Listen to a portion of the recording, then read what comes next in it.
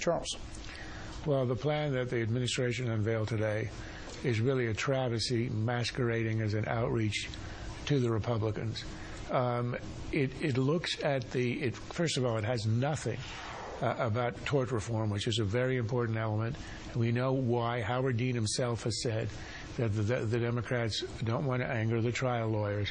And tort reform has been estimated by the Massachusetts Medical Society that doctors who practice defensive medicine, a quarter of all tests and procedures and referrals. Although the president, or the White House says the president's anxious to talk about that, so perhaps it'll be on the table. If you have a 2,600-page bill with nothing in it on tort reform, you're not serious about real reform. This is a partisan attempt from the start. Secondly, there's nothing about nationalizing the market and purchasing health insurance across state lines.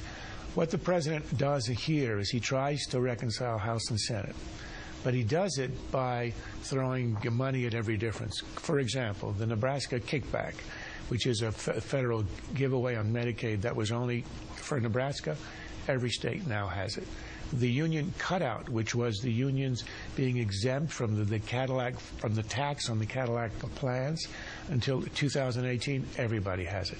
Higher subsidies for those who are forced into purchasing health insurance. All of this is going to cost, and you said the estimate in the White House is it's going to cost $200 billion. That is a billion. That is a vast underestimate, and it's added onto a Senate bill which is $850, which in and of itself is a huge underestimate because it only counts the second half of this decade. It's twice that. In effect, what you have here is a $2 trillion expenditure at a time when the president is hypocritically calling for deficit reduction. Republicans ought to announce that they're not going to allow anybody to be appointed from the Republican side on that commission because it is entirely a farce. Take a listen to the White House today, trying to answer the question whether the president really supports reconciliation.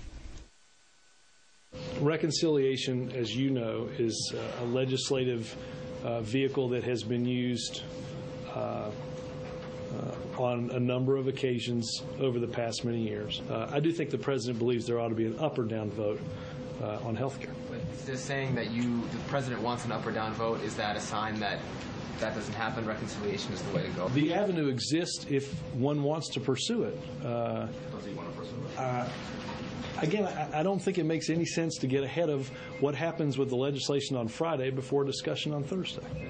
Well, clearly leaving the door open there, Charles. Well, in that case, I'll get ahead of him, and I'll tell you what's going to happen on Friday. The Thursday meeting is theater. This is the president who won the presidency on charisma, speeches, and theater, and he thinks if he tries it again after a year of difficulty in governing, he'll get somewhere. So, and I think he's got a good chance of succeeding in the meeting. But what's going to happen the morning after is he's going to say he reached out, the Republicans refused, and they are going to pursue reconciliation. It'll probably happen in the Senate. It's complicated, but he may win. But as Fred indicates, in the House, could be really in trouble.